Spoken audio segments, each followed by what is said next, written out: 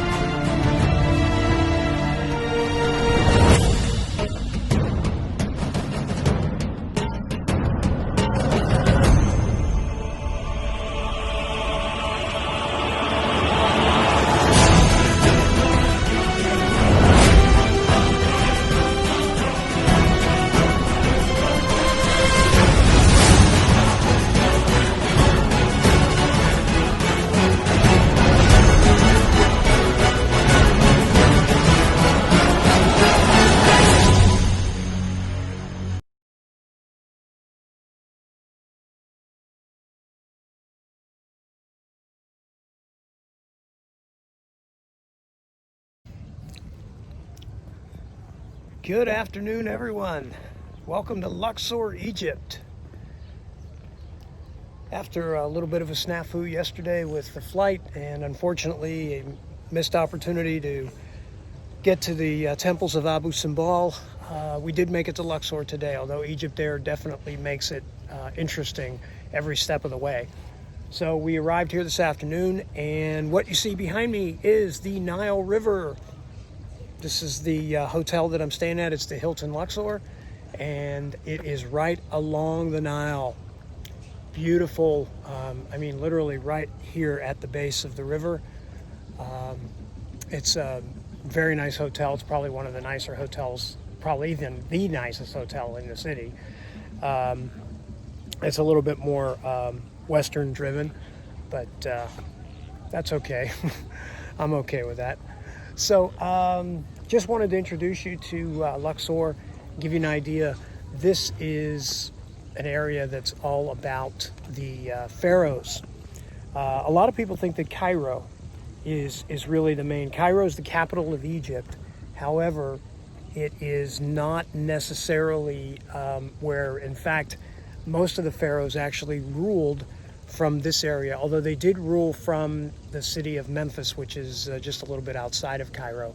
But many of the famous ones, Ramses II especially, did the majority of his ruling from the area here in Luxor, which actually was known back then as, I think it's pronounced Thebes or Thebes. I'll have to get the pronunciation a little bit more correct tomorrow, but just to give you an idea, it's kind of a low-key evening here.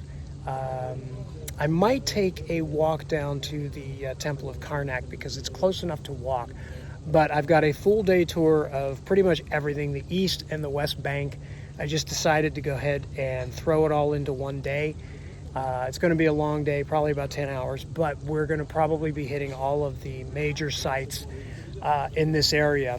All the main temples. I'm sure we're not going to be able to get everything, but that's the majority of the things that I want to see we'll be able to get tomorrow. So it'll be a busy day.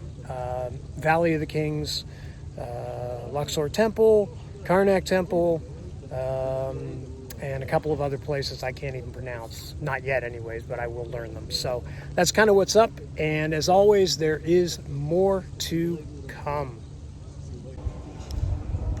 So I'm sitting here enjoying a beautiful sunset on the Nile River. I mean, you can see the tables and everything are right here. And I'm actually, for one of the few times this whole trip, actually enjoying a beer in an Islamic country. It's an Egyptian beer. One thing I haven't talked about that is it's alcohol, of course, is in very, very strict Islamic tradition is forbidden. But some of the countries have opened it up a little bit, but it's extremely expensive and it's taxed considerably. So a lot of times it's kind of cost prohibitive to do it, and even here. But they had a little happy hour thing going on, and this hotel is definitely geared towards Western guests, so it was reasonable and worth giving it a try. But it's just a beautiful evening. It's not actually as hot as I thought it would be. It's probably about 85 degrees right now. It was 97 earlier today. Tomorrow is going to be pretty hot, I'm sure. The average temperature here during the day at this time of the year is about 108 to 110 degrees. So, but the Nile River, the only thing I haven't seen, and I'm probably not going to get to see because I didn't get to Aswan, was crocodiles. I wanted to see some crocodiles. It's not going to happen. So, but I ain't going and I'm not going to swim in the river to find out either. So, lots to come tomorrow. In fact, there's so much more coming tomorrow, I can't even say more to come.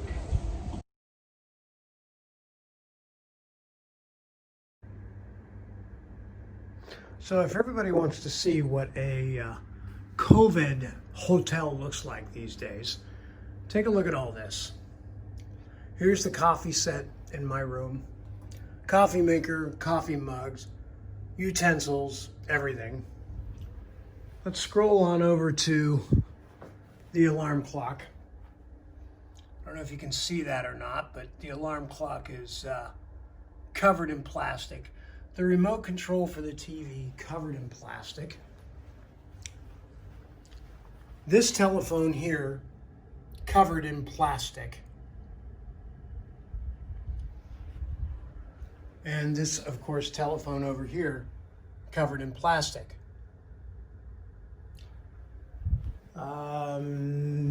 Everything from bedding, towels, all of that covered in plastic. So I'm wondering, of all these COVID folks, pro-COVID folks, what do they think about all this plastic in terms of the environment? Because it's probably quadrupled at this point. Something to think about. But everything in this particular hotel is wrapped in plastic. Now, this is not the same for all hotels.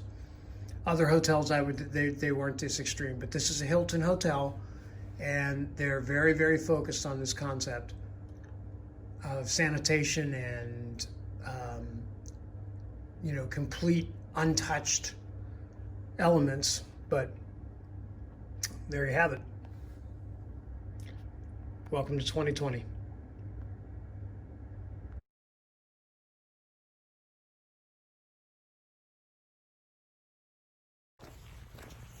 Hello, midlifers. Welcome to Karnak Temple here in Luxor. This is our first stop on a day-long adventure through both the meaning of life and the meaning of death, or the afterlife, as it's often referred to here as. This Karnak Temple was actually a place of worship designed by many of the different pharaohs and leaders of Egypt throughout the years. Just an impressive amount of columns and obelisks with the hieroglyphics everywhere that have been uncovered and excavated. It's truly amazing, and I'm going to show you some of this, but it's beyond words right now in terms of what you're going to be able to see. But check some of this out.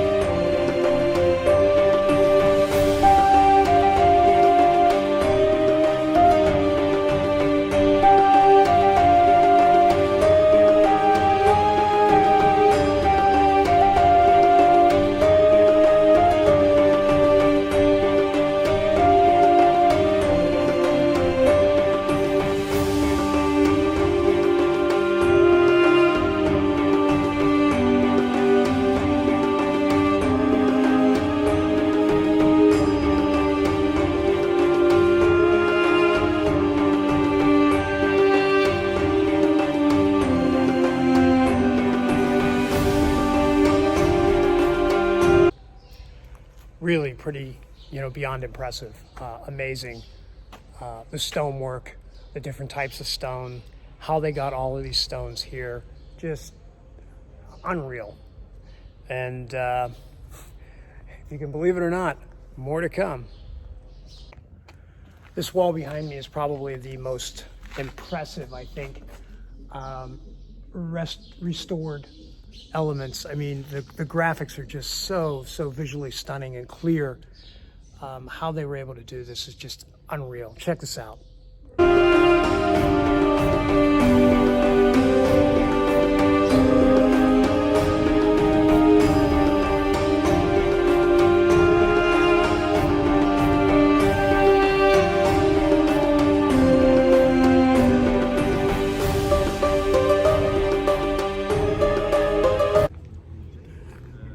So we're inside the Luxor temple, and while Karnak was very impressive with the hieroglyphics and the restoration work, this temple is magnificent for the stone statues.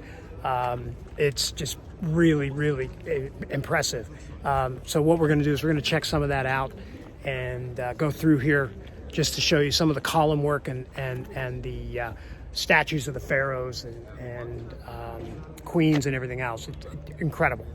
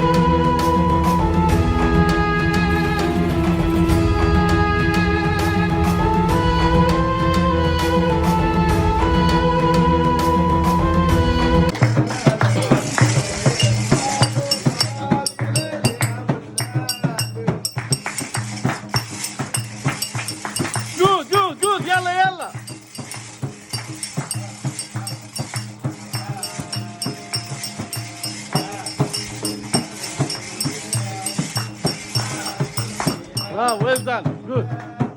Stop. So we are visiting right now Queen Hatshepsut Temple. That one's a tough one to actually get out there, but yeah, it's really impressive. Cut out of the rock and the entire mountain. You can sort of see that, but let me give you a little bit of a view of what this looks like. Yeah, I can take a photo for you, sure. Oh, you want... This is a video. Video. Yeah, wait. Yeah. Where are you from? America, California. Hang on, I'll take a photo. Did you? Okay, we finally made it to the kind of the big star of the day. This is the Valley of the Kings, and this is where all the pharaohs are buried. So I just actually came out of Ramses IX. There's only, I think, about 12 of these tombs that are open on any given time. They don't open all of them, but there's over 60-some tombs here.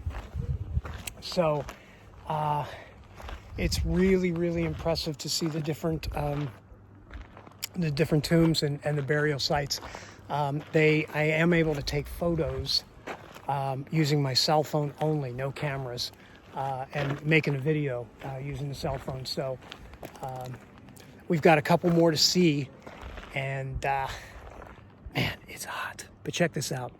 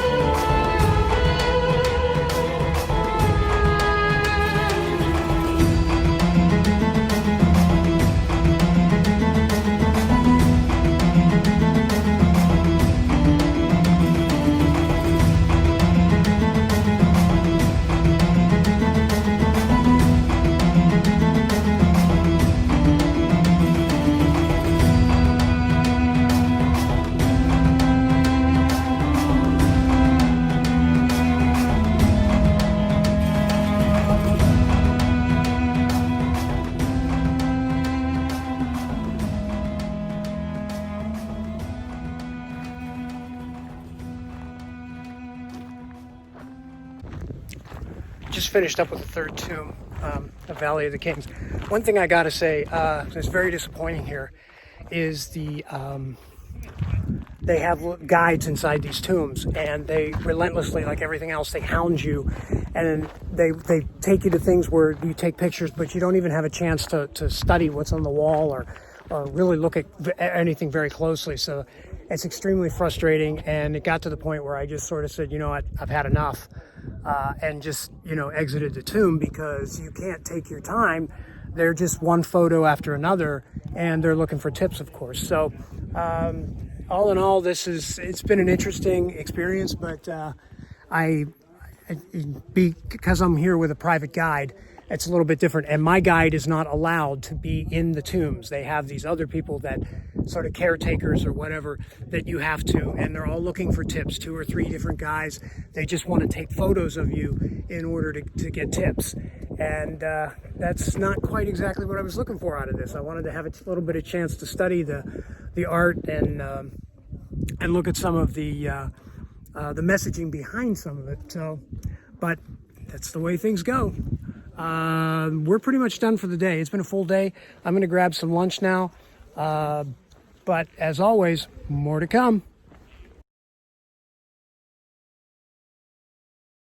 Yes. So, Okay. you are live. Well, you're video at this point, but if you want to introduce yourself and let everyone know back in America. Okay. We follow all regulations, and you will be safe here in Egypt. We missed you, and we welcome you anytime. So. Thank you. Thank you. So, it's happy hour right now, but there's one thing I forgot to mention that's truly, truly spectacular about the Nile River. It is the only river in the world that actually flows south to north. So if you take a look at it right now, you can see the current is actually rolling, but it's rolling to the north. It's downriver, means you head to the north towards Cairo and into the Mediterranean Sea. The only river in the world that's like that. Nile River goes for well over 800 miles and is truly spectacular.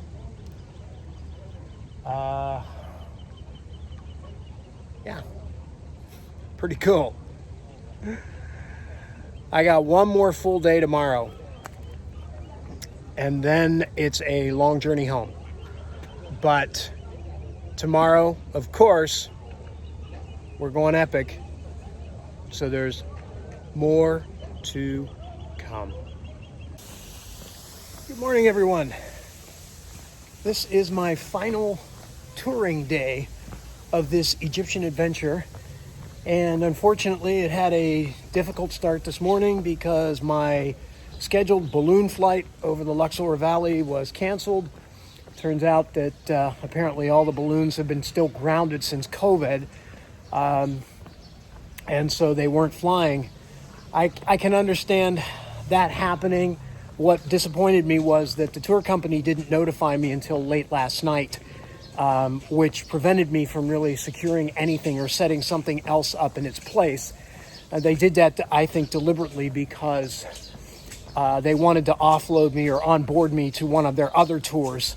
That's why they didn't cancel or give me a notification, because the balloons haven't been flying in months. So I was a little disappointed about that. But I just canceled, put in through for a refund, and thought that I would go ahead and experience a little bit of regular Luxor life. Check out what the everyday Luxor resident or Egyptian life might be like. I'm not sure what I'm going to find here because, of course, the vendors and everything, they get really aggressive about certain things. But I'm going to give this a go and see what we come back with. I want to get some real life people and what it looks like every single day, and give you guys a good idea of what life in Egypt is like, at least from some perspectives. So let's go see what we find.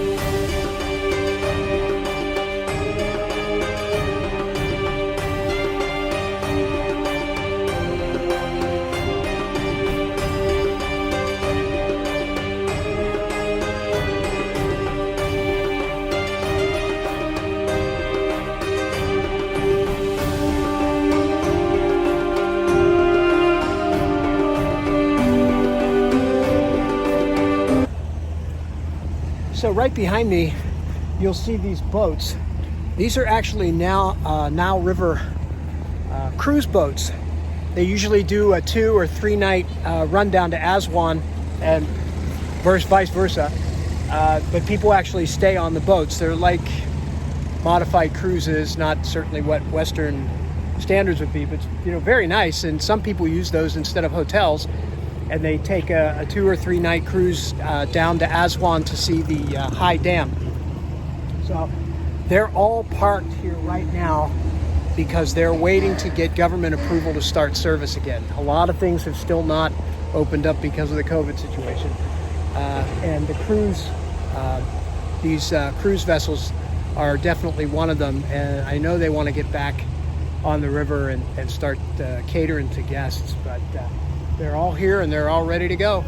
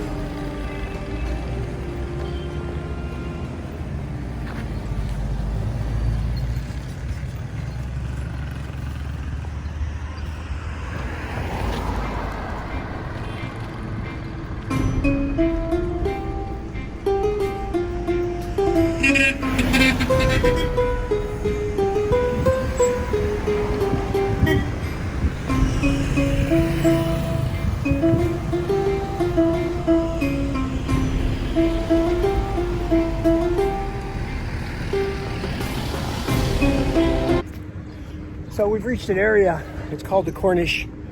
This is very much like an Embarcadero or a promenade or anything along this.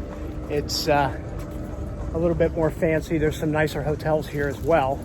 So this definitely appears to be a little bit more posh section of Luxor.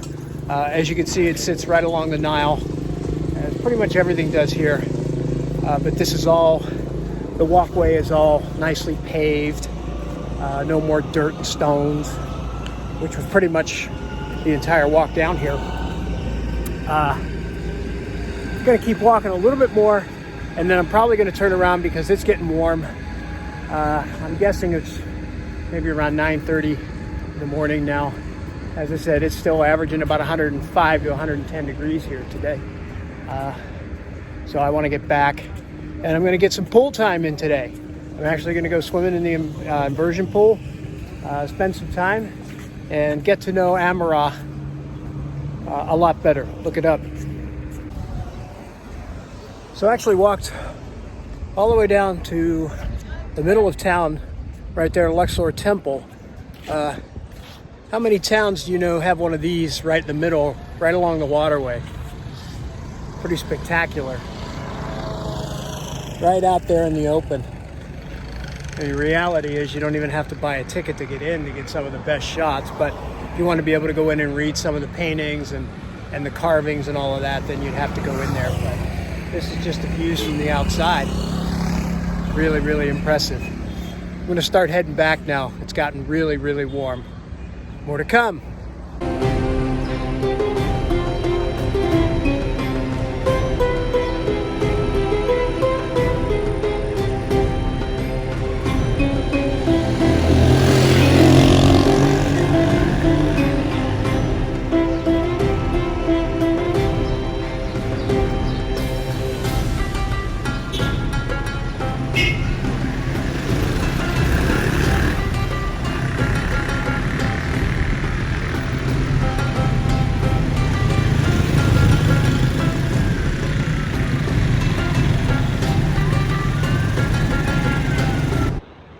Okay, we are back at the Karnak Temple for tonight's sound and light exposition or illumination. Basically, it's a light show, and we have started this adventure with an amazing light show for the pyramids of Giza. And the company actually runs this same event at the Temple of Karnak in Luxor. So we're going to check it out. And this is how we're going to end this Egyptian adventure, although we still have an adventure to get home. In terms of sightseeing, this is going to be kind of the last thing that's on the list. But it's supposed to be pretty impressive, so let's see how this all works out. More to come.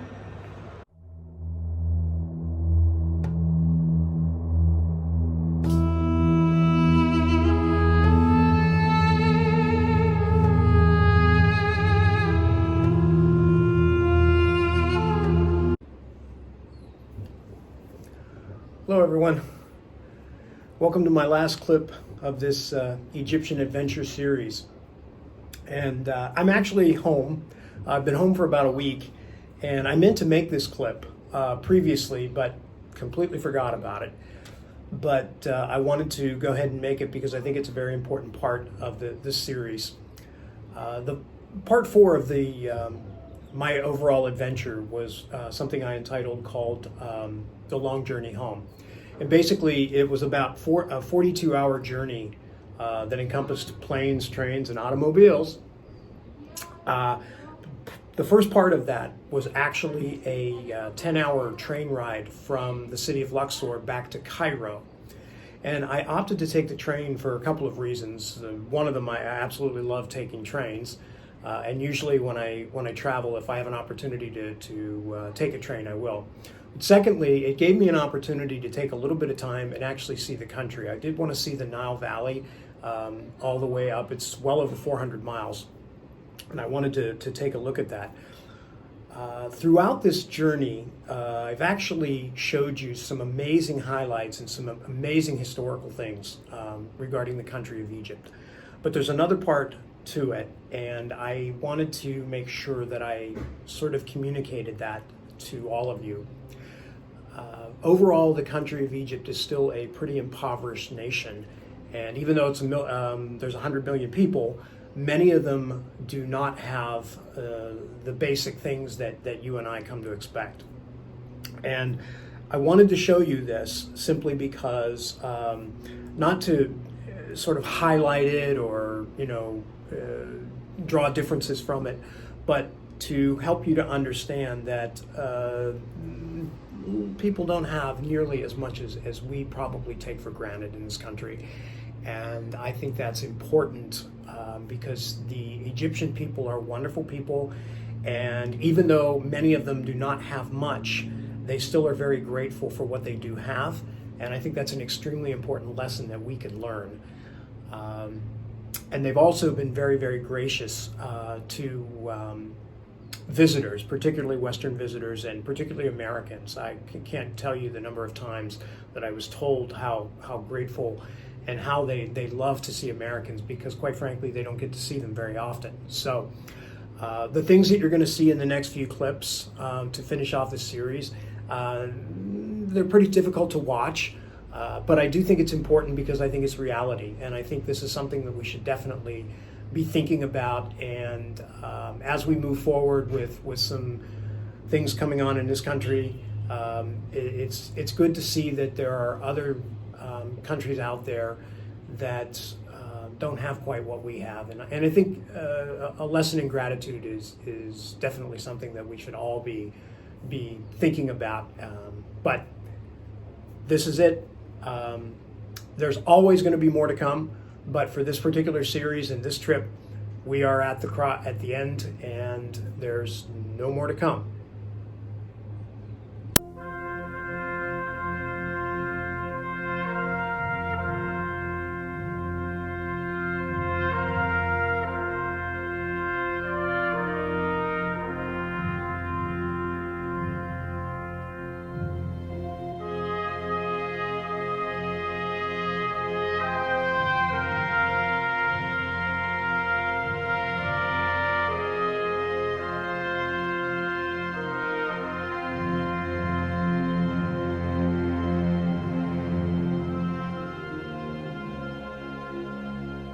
It's a long road when you're on your own, and it hurts when they tear your dreams apart.